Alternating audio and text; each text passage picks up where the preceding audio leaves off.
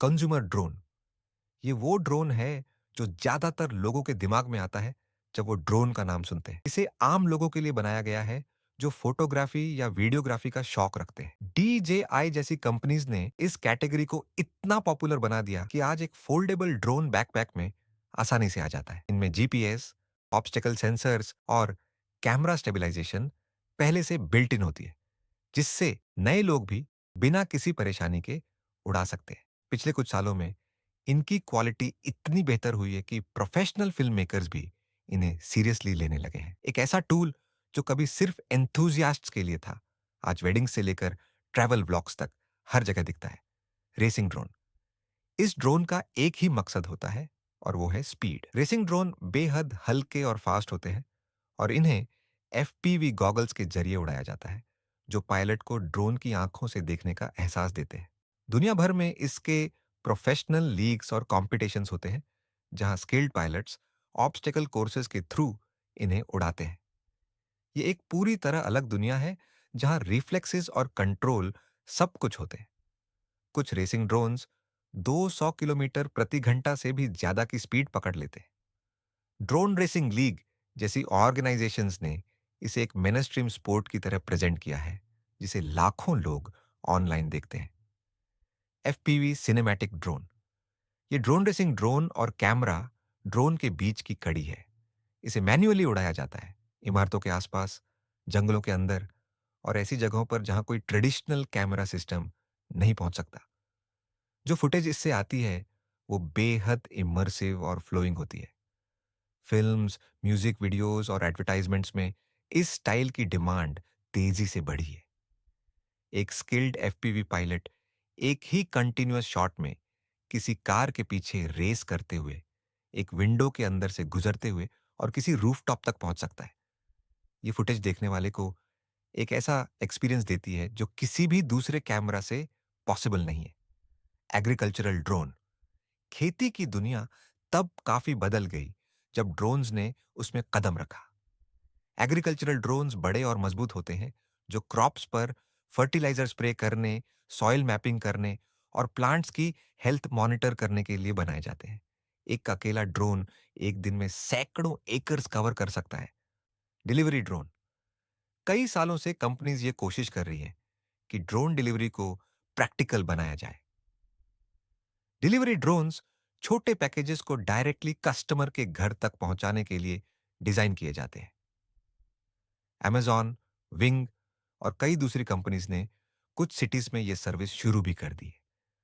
Regulation, weather और air space management अभी भी बड़ी चैलेंजेस है, लेकिन ऑस्ट्रेलिया, अमेरिका और यूरोप के कुछ हिस्सों में ये ऑलरेडी काम कर रही है।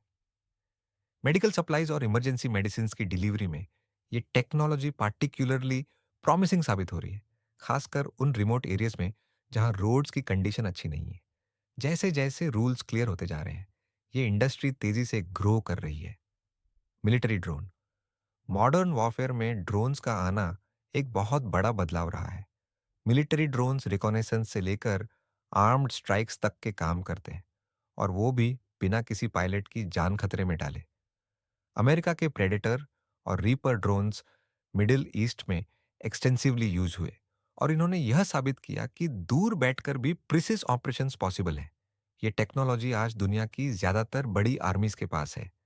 इनकी रेंज हजारों किलोमीटर्स तक होती है और ये घंटों तक किसी एरिया को बिना डिटेक्ट हुए मॉनिटर कर सकते हैं।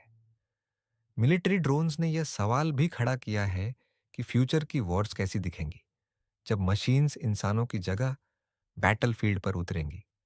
Kamikaze drone. इन्हें लॉइट्रिक म्यूनिशंस भी कहा जाता है। ये ड्रोन किसी टारगेट को ढूंढते हैं और उससे टकराकर खुद को डिस्ट्रॉय कर लेते हैं।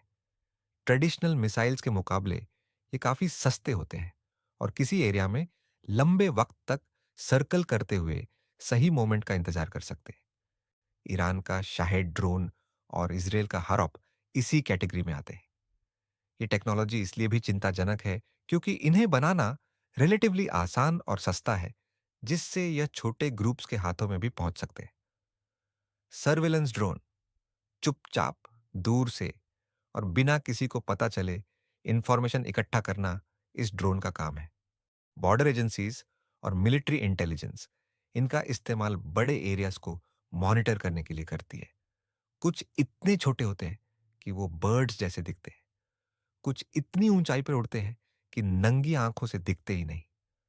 अमेरिका की बॉर्डर सिक्योरिटी एजेंसीज ड्रोन्स का इस्तेमाल थाउजेंड्स ऑफ माइल्स की बॉर्डर को कंटिन्यूअसली मॉनिटर करने के लिए करती है।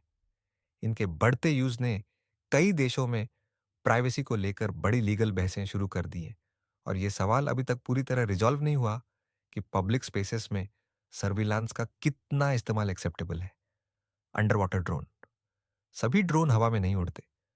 अंडर वाटर ड्रोन्स, जिन्हें आरओवी यानी रिमोटली ऑपरेटेड व्हीकल भी कहते हैं, पानी के अंदर काम करते हैं। Ocean research, shipwreck exploration, pipeline inspection और सर्च एंड रेस्क्यू ऑपरेशंस में इनका बड़ा रोल है। टाइटैनिक जैसे फेमस शिपरेक्स को एक्सप्लोर करने में भी इसी तरह की टेक्नोलॉजी का इस्तेमाल हुआ था। अब कंज्यूमर वर्जन्स भी अवेलेबल हैं, जो स्कूबा डाइवर्स और अंडर वाटर फोटोग्राफर्स के लिए अफोर्डेबल हो चुके हैं। डीप सी में, जहां इंसान फिजिकली नहीं पहुंच सकता, वहां यह ड्रोन्स नई दुनियाएं खोज रहे हैं। सर्च एंड रेस्क्यू ड्रोन, जब कोई जंगल में खो जाए, पहाड़ पर फंस जाए या फ्लड के बाद लापता हो जाए, तो वक्त बहुत कीमती होता है। Search and rescue drones thermal camera से लैस होते हैं, जो अंधेरे में या घने जंगलों के बीच भी इंसानी बॉडी हीट को डिटेक्ट कर सकते हैं। जो काम ग्राउंड टीम्स को कई दिनों में करना होता, वो एक ड्रोन कुछ ही घंटों में कर देता है। दुनिया भर की इमरजेंसी सर्विसेज ने इन्हें अपने स्टैंडर्ड प्रोटोकॉल्स में शामिल कर लिया है। कुछ एडवांस मॉडल्स तो अपने साथ फर्स्ट एड किट्स या फ्लोटेशन डिवाइसेस भी कैरी कर सकते हैं, ताकि रेस्क्यू टीम के पहुंचने से पहले ही कुछ मदद पहुंचाई जा सके। ये टेक्नोलॉजी लिटरली जानें बचा रही है। फायर फाइटिंग ड्रोन, बड़े वाइल्ड फायर्स से लड़ना दुनिया के सबसे खतरनाक कामों में से एक है। Fire fighting drones fire retardant drop करते हैं, आग के फैलाव को रियल टाइम में मॉनिटर करते हैं और ऐसे हॉटस्पॉट्स आइडेंटिफाई करते हैं जहां ग्राउंड क्रूज सेफली नहीं पहुंच सकते। कैलिफोर्निया जैसी जगहों पर, जहां वाइल्ड फायर्स हर साल तबाही मचाती है, इन ड्रोन्स ने फायर फाइटर्स का काम काफी आसान किया है।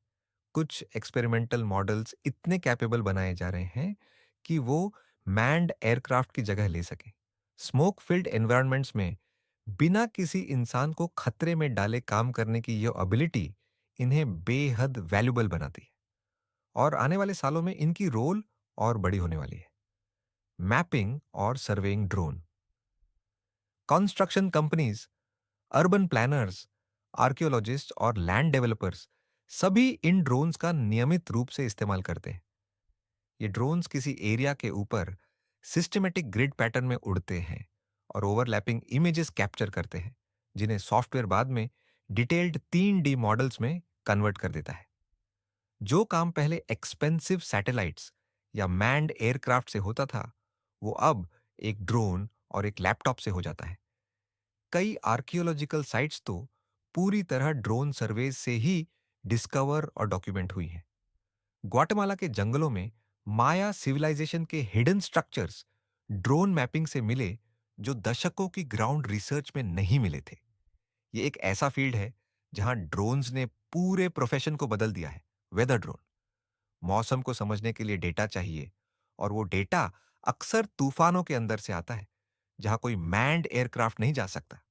वेदर ड्रोन्स हरिकेन्स और थंडरस्टॉर्म्स के अंदर उड़कर टेम्परेचर, प्रेशर और विंड की रीडिंग्स लेते हैं। एनओएए जैसी एजेंसीज ने इन्हें अपने फॉरकास्टिंग सिस्टम्स में शामिल किया है। एक तूफान के अंदर से आया डेटा बाहर के सेंसर्स और सैटेलाइट से मिलने वाले डेटा से कहीं ज्यादा प्रिसाइज होता है। बेहतर डेटा का मतलब है बेहतर फॉरकास्ट्स, और बेहतर फॉरकास्ट का मतलब है कि लोगों को पहले से वार्निंग मिल सके और जानें बचाई जा सके। क्लाइमेट चेंज के साथ जैसे जैसे एक्सट्रीम वेदर इवेंट्स बढ़ रहे हैं, वेदर ड्रोन्स की इंपॉर्टेंस और भी बढ़ती जा रही है। सोलर पावर ड्रोन, ज्यादातर ड्रोन्स की बैटरी लाइफ 1 घंटे से कम होती है। सोलर पावर ड्रोन्स इस लिमिटेशन को पूरी तरह बदल देते हैं। ये ड्रोन्स सूरज की रोशनी से एनर्जी लेते हैं और बिना लैंड किए दिनों, हफ्तों, यहां तक कि महीनों तक उड़ सकते हैं। एयरबस का जेफर ड्रोन इसी कैटेगरी का एक बड़ा एग्जाम्पल है, जिसने स्ट्रेटोस्फियर में लगातार हफ्तों उड़ने के रिकॉर्ड्स बनाए हैं। ये ड्रोन्स सैटेलाइट्स की तरह काम करते हैं, लेकिन उनसे बहुत कम ऊंचाई पर, जिससे कम्युनिकेशंस और अर्थ ऑब्जर्वेशन ज्यादा एक्यूरेट होती है।